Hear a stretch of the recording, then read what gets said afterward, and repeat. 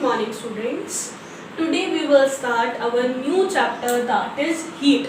अब generally heat क्या होती है? That is a kind of energy. अब हीट को हम डायरेक्टली ऑब्जर्व ही कर पाते हैं बाय इट्स टेम्परेचर इफेक्ट. अगर कोई चीज़ हमें गर्म लगती है तो हम ये कहते हैं कि उसका जो टेम्परेचर होता है वो क्या होता है? हाई होता है. और अगर कोई चीज़ हमें ठंडी लगती है तो हम उसे क्या कहते हैं कि ये जो सब्सटेंस है हमारा, इसका टेम्परेचर क्या है? कोल्ड है. अब क्या है जो टेम्परेचर है, इसे हम क्या बोलेंगे? Temperature is the degree of hotness और कोल्डनेस ऑफ द सब्सटेंस. अब ये जो हॉटनेस की डिग्री है या कोल्डनेस की डिग्री है, कहता है इसको मेजर करने के लिए हम जिस डिवाइस का यूज करते हैं उस डिवाइस को हम क्या बोलते हैं? थर्मोमीटर. अब ये जो थर्मामीटर है हमारा, इसका नाम आप लोगों ने सबने सुना हुआ है. अब ये जो थर्मामीटर होता है इसके ऊपर भी अलग अलग स्केल्स होते हैं जिनकी हेल्प से हम क्या करते हैं? टेम्परेचर को मेजर करते हैं. बेसिकली बात की जाए तो जो टेम्परेचर मेजरिंग यूनिट्स होती हैं, मतलब थर्मामीटर के ऊपर जो स्केल बना हुआ होता है, या तो हमें वो किस यूनिट में दिखाता है टेम्परेचर? डिग्री सेल्सियस की यूनिट के अंदर, या फिर हमें दिखाता है डिग्री फ़ारेनहाइट यूनिट के अंदर, या फिर हमें वो दिखाता है केल्विन के अंदर. तो बेसिकली हम क्या कह रहे हैं कि जो थर्मामीटर टेम्परेचर मेजर करने में हम यूज कर रहे हैं उसमें इन तीनों में से कोई भी स्केल हो सकता है. अब जो हमारा ह्यूमन बॉडी का नॉर्मल टेम्परेचर होता है वो कितना होता है? अगर डिग्री सेल्सियस स्केल की बात करें तो दैट इज 37 डिग्री सेल्सियस. और अगर हम बात करें इसी में ही फ़ारेनहाइट स्केल की, तो फ़ारेनहाइट स्केल के अंदर जो यूनिट हम देखते हैं वो कौन सी होती है? That is 98.6 degree Fahrenheit. कई बार हम बुखार चेक करते हैं तो हम ये कहते हैं हमें 98 बुखार है. 98 बुखार में नहीं आता, वो नॉर्मल में आता है. बट कई कबार हमारा जो लेवल है बॉडी का, जो टेम्परेचर है वो इससे ज़्यादा हो जाता है. उस कंडीशन में हम कहते हैं कि हमारी बॉडी का टेम्परेचर हाई हो गया, दैट मीन्स हमें फीवर हो गया. अब वो 98.6 से जब बढ़ जाता है दैट मीन्स हमें क्या हो जाता है? फीवर हो जाता है. अब वो कितना भी हो सकता है, 99, 100, 100, 102, 103, इससे ज़्यादा अबव जाता है तो वो हमारे लिए क्या हो सकता है? हार्मफुल भी हो सकता है और हमारी डेथ भी हो सकती है. अब थर्मामीटर की हेल्प से हम क्या कर रहे हैं?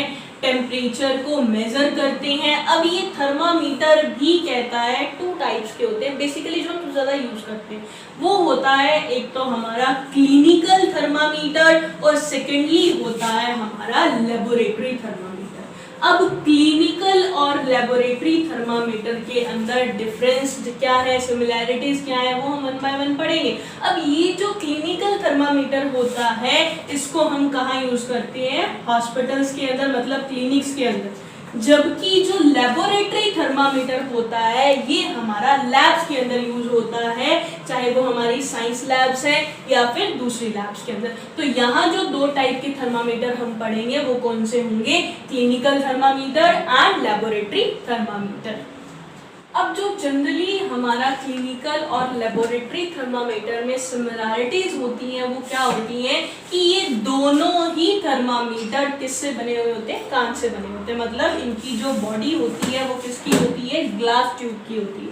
सेकेंडली इसके अंदर क्या होती है? मरकरी होती है. मरकरी क्या है? मरकरी मेटल है जो हमें लिक्विड स्टेट के अंदर मिलती है और ये हीट की क्या होती है? गुड कंडक्टर होती है, जिसकी वजह से हम इस मरकरी मेटल का यूज हमारे थर्मामीटर्स के अंदर करते हैं और थर्मामीटर उसी की हेल्प से हमें क्या बताती हैं? टेम्परेचर बताती हैं. अब ये जो पार्ट होता है हमारे थर्मामीटर्स का, इसे हम क्या बोलते हैं? थर्मामीटर बल्ब बोलते हैं, जिसके अंदर क्या होती है? मरकरी होती है. यही उस ऑब्जेक्ट के कांटेक्ट में आती है जिसकी वजह से जो मरकरी का लेवल है वो क्या होता है? राइज होता है, जिसकी वजह से हम क्या कर पाते हैं? टेम्परेचर को मेजर कर पाते हैं. तो सबसे बड़ी जो सिमिलैरिटीज है हमारी इन दोनों थर्मामीटर की वो क्या है कि जो हमारा क्लिनिकल थर्मामीटर है वो भी ग्लास ट्यूब का है और उसमें भी मरकरी है, और जो हमारा लेबोरेटरी थर्मामीटर है उसमें भी वो भी किस चीज का बना हुआ है? ग्लास ट्यूब का बना हुआ है और उसके अंदर भी क्या है? मरकरी है.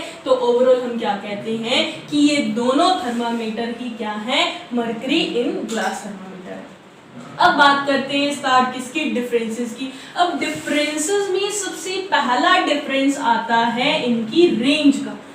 अब रेंज में बात की जाए तो जो क्लिनिकल थर्मामीटर होता है उसमें जो टेम्परेचर मेजरमेंट होता है वो 35 डिग्री सेल्सियस से 42 डिग्री सेल्सियस के बीच का टेम्परेचर बताता है, जबकि लेबोरेटरी थर्मामीटर के अंदर इसका जो मिनिमम टेम्परेचर है वो है -10 डिग्री सेल्सियस और जो मैक्सिमम टेम्परेचर है वो कितना है 110 डिग्री सेल्सियस। तो यहाँ हम क्या कहते हैं कि जो लेबोरेटरी थर्मामीटर है इसकी रेंज क्या है, ज्यादा है, मतलब ये -10 डिग्री सेल्सियस से लेकर 110 डिग्री सेल्सियस तक के टेम्परेचर को डिफाइन करता है। दूसरी डिफरेंस इसके अंदर क्या आती है कि इसके अंदर एक यू लाइक प्रोजेक्शन होती है इस टाइप से, जिसे हम क्या बोलते हैं, किंक बोलते हैं। अब इस किंक का मेन काम क्या होता है, ये मरकरी लेवल जो राइज हुआ जब कोई ऑब्जेक्ट ज्यादा गर्म हुआ, अब मरकरी लेवल को वापस गिरने से बचाता है कौन, ये किंक। तो किंक का मेन काम क्या होता है, that is to prevent the back flow of mercury. अब जो मरकरी लेवल है वो बैक फ्लो ना करे, इसलिए क्लिनिकल थर्मामीटर के अंदर इस किंक का यूज किया जाता है, जबकि जो लेबोरेटरी थर्मामीटर होते हैं उसके अंदर किंक का यूज नहीं किया जाता। और किंक का यूज ना किए जाने पर क्या होता है कि इसमें जो टेम्परेचर है, मरकरी लेवल है, वो जल्दी फॉल होना शुरू होता है। मानते हैं कि अगर हमारे पास क्या है, एक कंटेनर है जिसमें हमने गर्म पानी ले लिया, अब उस गर्म पानी का टेम्परेचर अगर हमें मेजर करना है तो हम उसी टाइम, जब तक वो लेबोरेटरी थर्मामीटर उस ग्लास के अंदर रहेगा तब तक वो बिल्कुल सही टेम्परेचर देगा। जैसे ही हम उसे गर्म पानी से बाहर निकाल देंगे तो जो टेम्परेचर का, मरकरी का जो लेवल है वो रिड्यूस होना शुरू हो जाएगा। तो यहाँ हम क्या कह रहे हैं कि जो क्लिनिकल थर्मामीटर होता है उसमें किंक प्रेजेंट होता है, जिसकी वजह से मरकरी बैक फ्लो नहीं करती, जबकि लेबोरेटरी थर्मामीटर के अंदर किंक नहीं होता।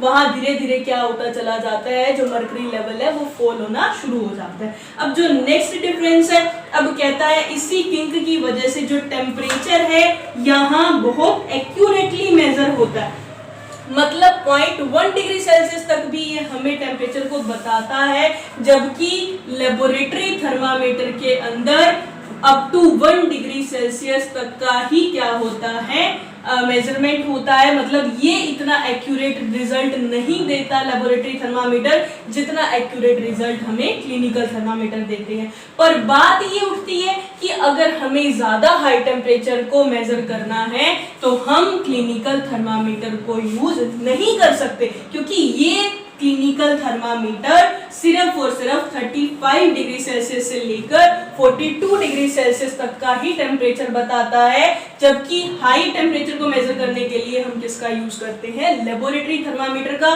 क्यों? क्योंकि ये -10 डिग्री सेल्सियस से लेकर 110 डिग्री सेल्सियस तक के टेम्परेचर को मेजर करता है। अब ये जो क्लिनिकल थर्मामीटर था हमारा, जो हमने अभी डिस्कस किया, तो मैंने अभी आपको बताया कि ये हाई रेंज टेम्परेचर को मेजर नहीं करता। अगर हमने ये काम किया कि हमने हाई टेम्परेचर को, जिसका near about 80 degree Celsius 90 degree Celsius temperature को मेजर करने के लिए अगर हमने क्लिनिकल थर्मामीटर का यूज किया, तो हमारा क्लिनिकल थर्मामीटर क्या हो जाएगा, टूट जाएगा, बर्स्ट हो जाएगा, टूट जाएगा, और इसके अंदर जो मरकरी मेटल थी वो क्या हो जाएगी, बाहर निकल जाएगी। अब ये जो मरकरी मेटल होती है ये बहुत ज्यादा टॉक्सिक होती है, मतलब जहरीली होती है, और अगर बाय चांस कभी ये हमारे मुंह के अंदर भी टूट गई तो इससे हमारी डेथ भी हो सकती है। तो उसके लिए हम क्या कहते हैं कि जब भी हम इन थर्मामीटर्स का यूज करें, चाहे वो क्लिनिकल थर्मामीटर है चाहे वो लेबोरेटरी थर्मामीटर है, इन दोनों को ही हमें बहुत सेफ्टी के साथ यूज करना है। अब आजकल जो थर्मामीटर्स यूज हो रहे हैं वो है हमारे डिजिटल थर्मामीटर। अब इस डिजिटल थर्मामीटर के अंदर मरकरी नहीं होता, दैट मीन्स ये क्या है, यूज करने में सेफ है, तो इसको हम सेफली क्या कर सकते हैं, यूज कर सकते हैं।